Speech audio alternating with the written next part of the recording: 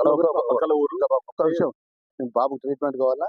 Treatment కదా sir, బాబు కూలిపోయి ఇక్కడ factory బరాబర్ ఒక్కొక్కరు జాగ్రత్త తీసుకొని ప్రత్యేకమైన వైద్య సౌకర్యం అందజేయండి. ఎందుకంటే ఎంతో దూరం వెళ్ళి మన హాస్పిటల్ మీకు బాబు విషయంలో కూడా ప్రత్యేకమైన వైద్య సౌకర్యం అందించే బాధ్యత డాక్టర్స్.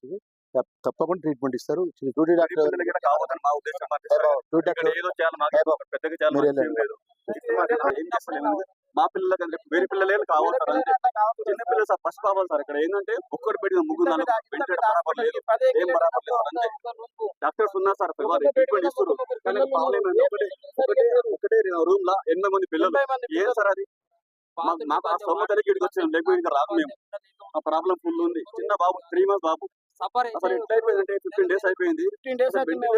ఒకటే పెట్టి నడుపుతున్నారు. ఏం సార్ అది? మేము మా సొమ్మత ఉంటే కదా మీకు పోతుండే, మాకు లేదు కదా. మేము డైలీ సార్ కొంచెం రిక్వెస్ట్ సార్, ఇది thanks for your given my time. చూడండి సార్,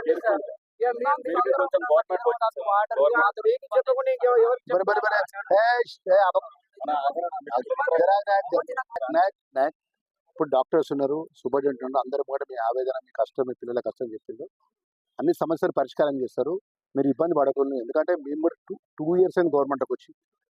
2 years అయింది గవర్నమెంట్కి వచ్చి. ముఖ్యమంత్రి రేవంత్ రెడ్డి గారు మార్పు కొరకు ఇచ్చి, ముఖ్యమంత్రి గారికి అవకాశం, నాలాంటి మంత్రిగా నాకు అవకాశం ఇచ్చారు. తప్పకుండా మీకు ప్రాబ్లమ్స్ నాయకుడు నేను చెప్తున్నా కదా, ఇవన్నీ విషయాలు గవర్నమెంట్ దృష్టికి తీసుకెళ్తాము.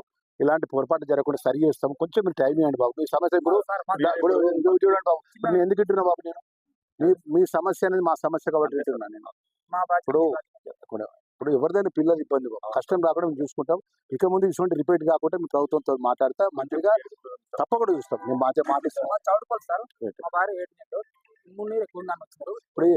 మీరు కన్సల్ట్ అరే ఒక నిమిషం